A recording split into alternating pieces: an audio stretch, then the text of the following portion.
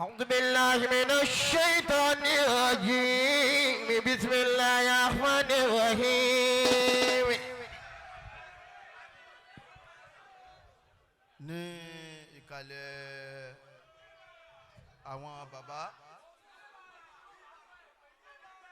ní tí ó bá fi mú bàbá àgbà lórílẹ̀ tí wọ́n jẹ́ àgbà ńlá mímọ́ àgbà ńlá ọ̀rọ̀ tí wọ́n bá fi ní kò sọ̀rọ̀ kò sí nǹkan kan tí àwa náà wá sí ààyè tó ju pa wájà àlùbáríkà nù ọgbà yìí lọ gbogbo ọjà tá a kiri lọ látàárọ̀ náà àlùbáríkà nù ọgbà yìí náà ni a fi ń rìn kiri bẹ́ẹ̀ bá rí mi ọgbọ́dọ̀ mọ̀ pàjẹ́ gbogbo àjẹ́ bí wọn ò ní mú wá fi tí bàbá àgbà táyé ṣe tí wọ́n sí àwọn ọmọ tírèènì ni mo fi sọ pé kó lu ọ̀dọ́ rẹ dáadáa torí ìgbà tí ọba fẹ́ ṣe sùlásà kọ́ mọ́ ti wọ́ ká má máa bọ́ lò ó níkàlẹ̀ àwọn bàbá mi olóríire mo kí gbogbo wa tí a débì lónìí pé a kú oríire alhamdulillah. ọ̀tá tí ń wò wá bá ti wà mídíà yìí wọ́n pọ̀ jù ọ̀rẹ́ lọ wọ́n ń wo ohun tí wọ́n mú látàárọ̀ ẹ sì ti ń mú bọ̀ látàná tó bá jẹ́ pépè máa pààyàn ní kọjá káfá Yesaloonaka yóò dò ní. alhamdulillah. àmọ́ torí pé gbàtà àti wàá sanawúlá àwọn tíra kan wà tá a máa ń kọ bí orin tá a máa ń rò pé bóyá wà dání. téèyàn bá rí àfọ Yesaloonaka yóò wá rí kó ṣiṣẹ́ lára wọn. àbí mọ̀lánà táyé ṣe tábà ti pé malam kọ́ọ̀zẹ̀m ó ti mọ̀ pé tí ó tẹ̀lé wa hàn. wọ́n wá bẹ látàná yẹn dòní yẹn rí bàbáríkà yẹn ṣe ń pọ̀ sí i. a máa ń kọrin náà a máa ń pè wàláhì máa ń nu gíláàbù wàláhì máa ń nu gíláàbù.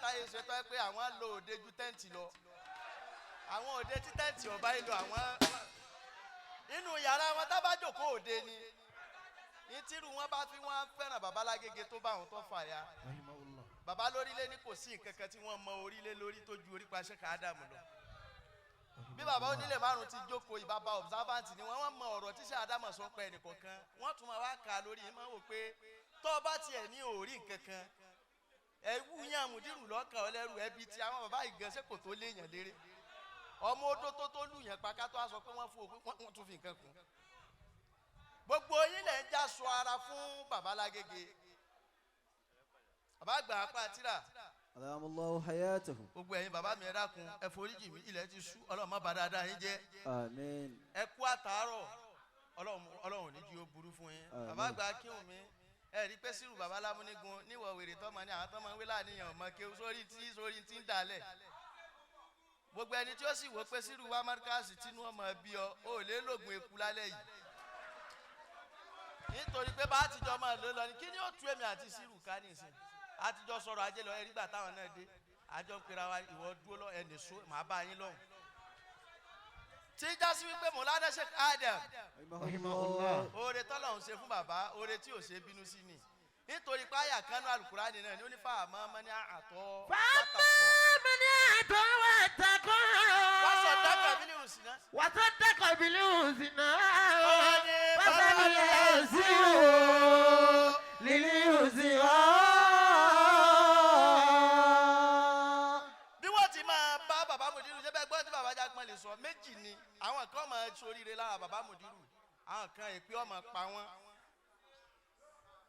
tá a bá sọ̀rọ̀ wọn làwọn mọ́ríkàsì máa ń ṣe pé sọ́lá wọn ò ṣe pé nu Kùránì ni ẹni tó tún wò títí ó tún ní fawailun lil musallin ẹni tí ò kí irú èpè olóró pé yọ pa wọn. fàámà mani àtọ́ mani àtọ́ wọ́n tẹ̀kọ́. àyà yẹn ní kejì bẹ́ẹ̀ lọ tó bá fi mú bàbá lórí ilé sọ pé gbogbo táwọn tí ó ṣoríire ti wí odidi ọ̀rọ̀ ni Mùlánà Sheikh Ádámù ẹ wo adúrú dààmú ẹ wo wàhálà wọn lórí gbogbo wa dákun kú mi. Màmá mani àtọ̀ wàtàkọ́. Ẹ wo dààmú wọn ẹ wo wàhálà wọn bóòlù yóò ti ríru settings yìí tínú òní máa bí. Ẹ wo bí mímọ̀ ṣe ń sọ̀kalẹ̀ ń bí látàárọ̀ tí ò sí rádaràdá ń bẹ̀ bẹ́ẹ̀ yẹn ṣe rádaràdá bí ìgbájú wọn fi gba máìkì lọ́wọ́ ẹ̀. Màmá mani àtọ̀ wàtàkọ́. Ẹni tọ́lọ̀ bá bù bẹ́ẹ̀ bàbá bò lálẹ́ Sheikh Ádámù Ọlọ́run wá tú àṣírí wọn fáyé àṣírí wọn tó tún ni pé wọn ní kọ̀kọ̀ kan sọ́dọ̀ Ọlọ́run ìjọ tẹ́nìkan lòun wọn sọ ibi tí wọ́n ti gbòògùn àpàdà rẹ̀ tàn mọ́ òun ti bóra tiẹ̀ ti wọ́ ó tún bú ẹ̀pọ̀n mọ́. Màmá mani àtọ̀ wàtàkọ́. Lọ́wọ́ ṣe dáadáa wà sọ́dẹ̀kọ̀. Wà tó dẹ́kọ̀ bí ní òsínà. Ọlọ́run Sheikh Ádámù wọn àgbà sí Ọlọ́run ṣe iṣẹ́ tiwọn ni pé kọ́ máa ń kéwu iṣẹ́ tọ́lọ́run ní kò fi yé. Iṣẹ́ tiwọn ni pé ẹ̀kọ́ máa ń kéwu níjọ́ tí wọ́n kó tó ń kálukú lọ wọ́n ní ìhìyà àbùtọ́ lálẹ́ ìlmi. Wọ́n ní ẹlòmíì sí ọ̀rọ̀ yẹn gbọ́ níjọ́ tẹ́nìkan tú ọ̀rọ̀ yẹn wá sọ pé nígbà tán pè yín àbùtọ́ lulẹ̀ ìlmi náà ni wọ́n kúkú pè yín tẹ́lẹ̀ náà kò síbi tẹ́ bá dé tẹ̀ ní dá wàhálà lẹ̀. Mo ní sórí dìrókò yìí kéré kò lè gbà wá tí n bá ń bú ọ ìfọ̀ ẹ̀ fún ọ lógo ni já máa búra wá ń kọ̀rọ̀ yàrá nítorí pé àfa àtọkọ wọn kéwù àtàfà tó tún kóhun náà ìmọ̀ wọn. Amẹ́ríkà tí ọ̀hán lòun ọ̀mọ Sheikh Ádámù tá a bá rí bí kọ́lọ̀ wa bá tiẹ̀ tí yóò ti mọ̀ pé. Fáàmà mani àtọ̀ wàtàkọ́. Wà tó dẹ́kọ̀ bí ní òsínà. Wọ́n sẹ́ni yẹn sí o ní òsì wá. Ìkéde náà sọ̀rọ̀ fún bí Markaz yóò ti máa rí lọ nìyẹn o. Gbogbo ẹ̀yin tẹ̀ ń kájọ́ fún bàbá Mùdírù. Fìdáwù tí wọn bá lè wá wọn máa rán àwọn bàbá Kúráńgà lọ. Wọ́n máa rán àwọn bàbá Sàrújí. Èyí tí wọn bá ráyè wọ́n ní bàbá lórí ilé ẹ̀ sojú wa ń bẹ̀ ń. Ẹ fẹ́ máa kú. Ẹyin bí ẹ lọ́bẹ̀ wọn ẹ ṣe fìdáwù rẹ̀ wọn ò ní jẹ pọ́pọ́ọ̀fù yẹn lójú ni táwọn afáà náà bá dénú mọ́tò wọn máa jẹ pọ́pọ́ọ̀fù wọn ò ní jẹ lójú tìyín ni. Wàsó dákà. Wàsó dákà bí ní òsínà. Bàtàni yẹn sí o ní òsì wá.